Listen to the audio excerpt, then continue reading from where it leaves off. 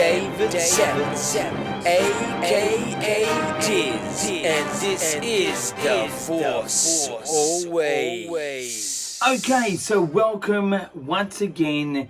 This is the Star Wars show, The Force Always, but we're going to do news, views, reviews, and interviews all in one as we're going through the Book of Boba Fett pretty much every week at this stage.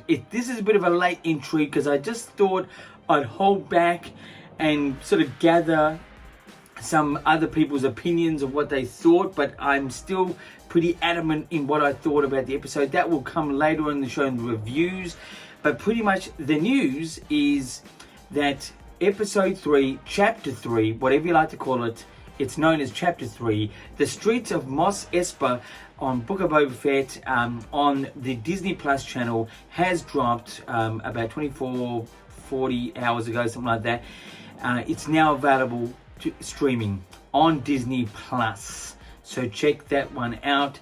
And that is the news. That is pretty much news for this time around. Let's get into the views is my story idea on something Star Wars, and because we've got the Book of Boba Fett happening, I'm going to speak about something that is sort of opinionated, but my story idea that would enhance, I think, the story.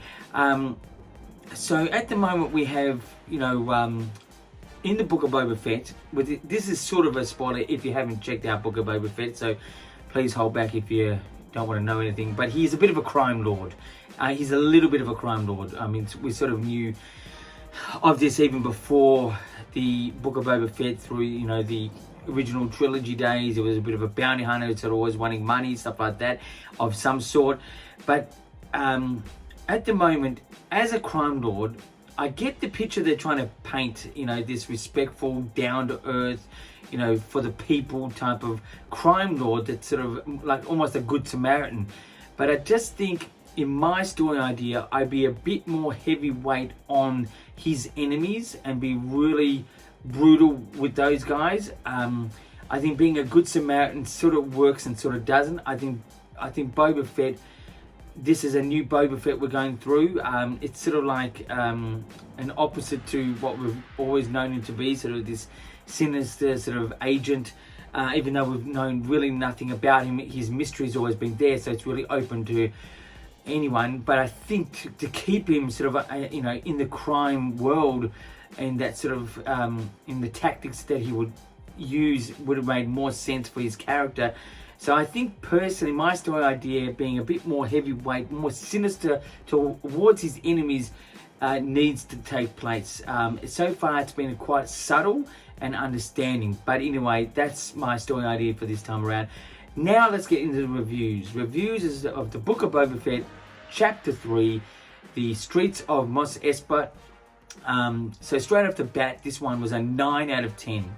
I really enjoyed this episode. I thought the drama, the lead up towards the end was good. The amount of time spent in this episode was about, 38 minutes, which was, I think, a good savior from the last episode. I think the last episode was a bit too long, a bit too stretched out into what they were trying to achieve story-wise. I think there was a lot of Star Wars visuals, lots of references to, like, there was a little bit of Phantom Menace in there with the old taxi type thing that was there. There was like even one of those little pop-up droids. All this sounds a bit fan servicey, but I think personally it needs to be in there because it sort of has the picture painted for what this place looks and feels and is about. It doesn't really move on. The only time it did move on ever, and in fact in this episode, was the actual speeder bikes that the young kid gang had. Very colourful, very almost Coruscant sort of feeling. But I think it was actually good because it sort of breaks up what Tatooine is completely about, being desert and being browns and beiges and all this. I think there's got to be something like this there, and I think this was a welcome relief. The speeder bikes were a little bit sort of dorky maybe, but I think they were still suited to being young and sort of giving that idea with these bandits, these kid bandits. I really like the speeder chase with the guy who works for the mayor, I don't know his name, I can't know his name, but in the actual speeder, it looked like the speeder from Solo. That was the Solo standalone film. It looked more like a Valiant rather than a Falcon. In Australia, we have Ford Falcon, and the Solo one looked like a Ford Falcon. This one looked like a Valiant. So it looked a bit more prestigious, a bit more old school, a bit more, lowrider sort of feeling. I did like that. I did like the chase, and I did like what it leaded to, and I liked how the ending sort of has you anticipate the next episode. It might be typical to do this as a TV series, but this type of TV series, as Star Wars is a storyline, it needs to have sort of some reason to move on to the next. I'm not a to be continued fan, but when it comes to TV series, I think it's an essential ingredient towards the end to have you anticipate the next episode or next season, whatever that to be continued ingredient is. But I think it was filled with much more good energy. The pacing was better.